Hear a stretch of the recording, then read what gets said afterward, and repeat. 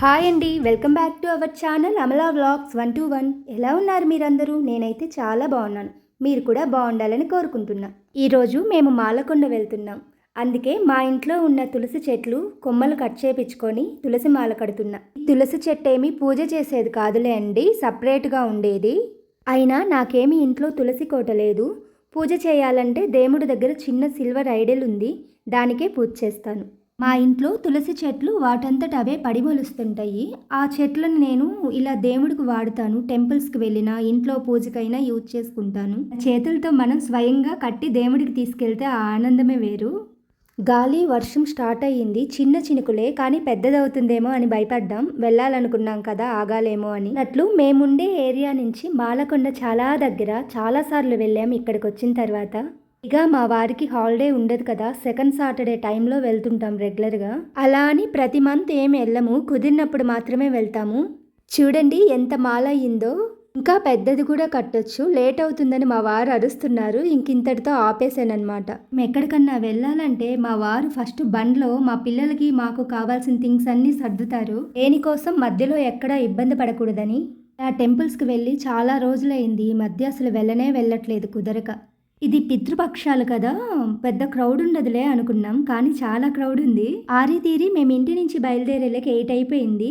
6 కల్లా ఇంటి నుంచి బయలుదేరదాం అనుకున్నాం, కానీ వీలవ్వలేదు. అరుస్తూనే ఉన్నారు. త్వరగా కానివ్వమంటే కానివ్వలేదు, లేట్ అయిపోయిందని. కారులో వెళ్తే జస్ట్ ½ అవర్కే వెళ్ళగలం. మేము బైక్ మీద కాబట్టి 40 మినిట్స్ 50 మినిట్స్ అలా పట్టింది. కాక సన్న చినుకులు పడుతున్నాయి కదా, స్లోగా తీసుకెళ్లారు, ఎక్కడన్నా స్కిడ్ అవుతుందేమో అని. ఎండలేదు కాబట్టి మా జర్నీ పీస్ఫుల్గా అయింది. ఈసారి వెళ్ళినప్పుడు మా పిల్లలకి ఇక్కడ గుండు చేయించాలనుకుంటున్నాం. ఎప్పుడో మా పిల్లలు చిన్నప్పుడు చేయించాము, ఆ తర్వాత చేయించలేదు ఇక్కడ గుండు. దూరం నుంచి కొండ చూడండి ఎంత బాగా కనిపిస్తుందో. నాకైతే ప్రకృతి అంటే చాలా ఇష్టం, చూస్తూ ఉండిపోవాలనిపిస్తుంది. షాపులు ఉండే ఏరియాలో నుంచి నడక మార్గం అనమాట.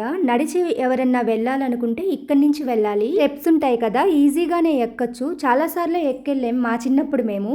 ఇదేమో వెహికల్స్ వెళ్ళే రూట్ అనమాట. కార్లకైతే 50 రూపీస్, బైక్స్కి అయితే 20 రూపీస్ పే చేయాలి. అక్కడ పర్సన్స్ ఉంటారు. పైకి వెళ్ళటానికి సమయం ఎక్కువ పట్టదు, 5 to 10 మినిట్స్లో వెళ్ళిపోవచ్చు. అయితే పైకి వెళ్ళటానికైనా కిందకు దిగటానికైనా 1 వే అనమాట, సింగిల్ వేనే. అది కూడా స్టెప్స్ కూడా అంతే. ఎక్కటానికైనా దిగటానికైనా ఒకే వే. ఎక్కటానికి ఒకటి దిగటానికి ఒకటి సపరేట్గా ఏముండవు. మేము ఎంటర్ అయిన తర్వాత ఒక పిక్ తీసుకున్నాం అనమాట. గాలికి మా పిల్లలవి మా వారివి కళ్ళు చూడండి ఎర్రగా అయిపోయాయి. స్పెట్స్ పెట్టుకున్నారు, అయినా కానీ అయ్యాయి. టెంపుల్ సాటర్డే ఒక్కరోజే కదా ఓపెన్లో ఉంటుంది. చాలా దూరం నుంచే వెహికల్స్ ఆపేస్తారు. చెప్పులు కూడా బండ్లో పెట్టేసుకున్నాము, అందుకే రాళ్ళు గుచ్చుకున్నాయి అనమాట. రోడ్డు మీద నడువు, రాళ్ళు ఉన్న వైపు నడవద్దు అని చెప్తున్నారు నాకు. ఆడవాళ్ళకి కొంచెం మడమలు డ్యామేజ్ ఉంటాయి కదా జనరల్గా, అలా నేను కూడా ఫేస్ చేస్తాను అప్పుడప్పుడు. ప్రతిసారి రాదు, కానీ వర్షాలు పడేటప్పుడు చలికాలం కొంచెం ఫేస్ చేస్తాను. డ్యామేజీ ఉన్న ప్లేస్లోనే ఏదో ఒకటి గుచ్చుకుండిద్ది, పెయిన్ వచ్చేసిద్ది అనమాట. జాగ్రత్తగా నడవాలి. అక్కడి నుంచి టెంపుల్ ముందు దాకా నడవటానికి పెద్దవాళ్ళు ఉంటారు కదా, ఇబ్బంది పడతారని వాళ్ళకి బక్కీలు ఉన్నాయి. వెహికల్స్ కూడా మీకు చూపిస్తాను. ఫ్రీనో మనీ సర్వీసో నాకు తెలీదు, వారేమో ఫ్రీనే అంటున్నారు. ఇక్కడ చాలామంది ఎర్లీగా వచ్చి దర్శనం చేసుకొని వెళ్ళిపోతుంటారు. లేటుగా వచ్చినా ఫుడ్కి ఏం ప్రాబ్లం ఉండదు. ఇదిగోండి బక్కీ అంటే ఇదేను. వెహికల్ బాగుంది కదా, ఒక్కటే ఉంది, 2-3 లేవు.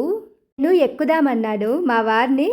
ఎందుకు, మనకి ఎవరికైనా అవసరమైన వాళ్ళు ఎక్కుతారు, పెద్దవాళ్ళు చాలామందే ఉన్నారు అన్నారు. ఇదే రాజగోపురం ఎంట్రన్స్ అనమాట. దగ్గరే మేము నుంచున్నాము. ఆ వారికి వాళ్ళ ఆఫీస్ స్టాఫ్ ఎవరో కనిపిస్తే మాట్లాడుతున్నారు. ఈలోపు నేను మా అబ్బాయి ఒక పిక్ దిగుదాం అనుకుంటున్నాం. మా వాడు సిగ్గుపడిపోతున్నాడు. ఆ చిన్నోడైతే నా దగ్గర అస్సలు ఉండడు, వాళ్ళ డాడీ ఎక్కడుంటే అక్కడే ఉంటాడు. పాపం మా పెద్దోడు నన్ను వదిలిపెట్టే వెళ్ళడు. వెనక గోపురం పడేలాగా సీనరీ దిగుదామన్నాను. మా వాడు ఎక్కడ సహకరిస్తేగా. ఎట్టకేలకి ఒక పిక్ దొరికిందనమాట, మంచిది. ఫ్యామిలీ మొత్తం ఒక పిక్ తీసుకున్నామన్నమాట. భయపడకండి, నేను గ్రౌండ్ ఫ్లోర్లో, మా వారు ఫస్ట్ ఫ్లోర్లో ఉన్నారని. మామూలుగా అయితే హిల్స్తో మేనేజ్ చేస్తాను, టెంపుల్ కదా చెప్పులు వేసుకోలేమన్నమాట. నాకేమో పిక్స్ దిగటం చాలా ఇష్టం, వాళ్ళ ముగ్గురికి మాత్రం చాలా కష్టం. లోపలికి ఎంటర్ అయిపోయామన్నమాట. ఎంటర్ అయిన తర్వాత ఒక చిన్న గుడి ఉంటుంది. ఆ గుడి దగ్గర కొబ్బరికాయలు కొట్టుకొని లోపలికి బయలుదేరుతారు అందరూ. ఆ గుడి వెనక ఒక మండపం ఉందన్నమాట. ఆ మండపం ముందు స్టెప్స్ ఉంటాయి కదా, అక్కడ అందరూ దీపాలు హారతులు అవి ఇచ్చి బయలుదేరుతారు ఇంకా దర్శనానికి. మేము కూడా వెలిగించేసాము ఈ ప్లేస్లోనే. ఇక్కడ ఒక 10 మినిట్స్ స్పెండ్ చేసాము దీపాలు వెలిగించి. ఇక్కడ షాపులు ఉంటాయి అన్నమాట. మనకు కావాల్సినవన్నీ ప్రసాదాలు దొరుకుతాయి, పూలమాలలు దొరుకుతాయి, భగవంతుడికి బట్టలు పెట్టాలనుకుంటే అవి కూడా దొరుకుతాయి. అందరు ఇక్కడ దీపాలు వెలిగిస్తారు కదా, ఆ దీపాలు వెలిగించే స్టఫ్ మొత్తం దొరుకుతుంది. మనము ఇంటి నుంచి తెచ్చుకునే పాసిబిలిటీ లేకపోతేనే కొనుక్కోవాలి ఇక్కడ, ఎందుకంటే డబల్ కాస్ట్ అన్నీ ఇక్కడ. మనకి ఇంటి నుంచి తీసుకెళ్లే ఫెసిలిటీ ఉంటే ఇంటి నుంచే తెచ్చుకోవటం బెస్ట్. కొబ్బరికాయ కూడా చాలా రేటు. ఒక్క కొబ్బరికాయ 2 అగరబత్తులు కర్పూరం వేసి 100 రూపీస్ తీసుకుంటారు.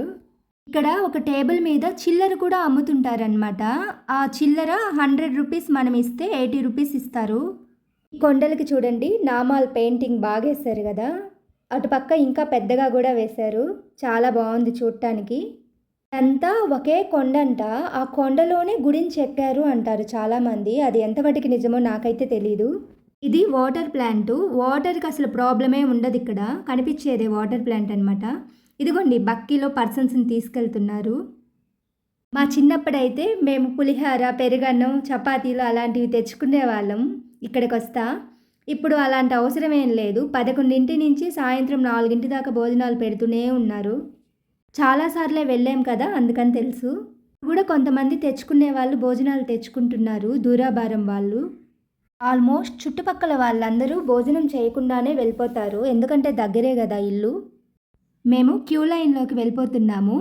ఫ్రీది ఖాళీగా ఉంది, మనీ పెట్టి వెళ్ళే దాంట్లో చాలామంది ఉన్నారు, కితకితలాడుతుందని చెప్పి మేము ఫ్రీ దాంట్లోకి వచ్చాము. ఇది హాల్ అనమాట, క్యూ హాలు. ఇక్కడ కూడా బొమ్మలు చూడండి ఎంత బాగా చెక్కున్నారో. హాల్ మొత్తం పెట్టారు, చాలా పెద్దది హాలు. మనీ పెట్టి వెళ్ళేదానికి కూడా ఈచ్ పర్సన్కి 100 రూపీస్ మాత్రమే, ఎక్కువేం కాదు.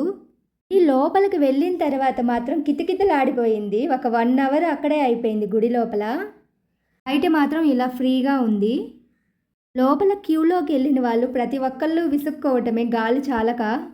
గుడి ఎన్నింటి నుంచి ఎన్నింటి దాకా ఉండిద్దో మీకు తెలియదు కదా చాలామందికి. ఈ గుడి మార్నింగ్ 6 నుంచి ఈవినింగ్ 6 దాకే ఓపెన్లో ఉంటుంది. అది కూడా వీక్లో ఒక్క డేనే, సాటర్డే మాత్రమే ఓపెన్లో ఉంటుంది. చాలామందికే తెలుసు మాలకొండ గురించి, తెలియని వాళ్ళ కోసం చెప్తున్నాను అంతే. ఇది గర్భగుడికి వెళ్ళే ఎంట్రన్స్ అనమాట. దగ్గరికి వచ్చేసాం మేము.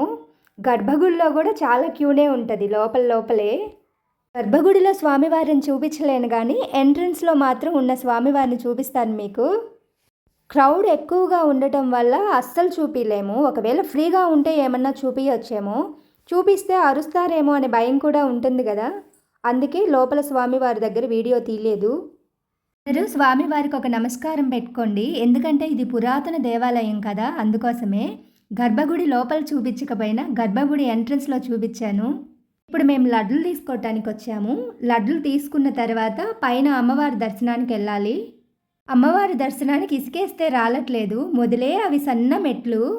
అమ్మవారు ఒకసారి స్వామివారి మీద కోప్పడి పైకెళ్ళారట. పైకి వెళ్ళటానికి దారి లేకపోతే ఆమె కోపంతో ఒక చూపు చూస్తే ఇలా దారి ఏర్పడిందంట 2 కొండల మధ్యలో చీలి.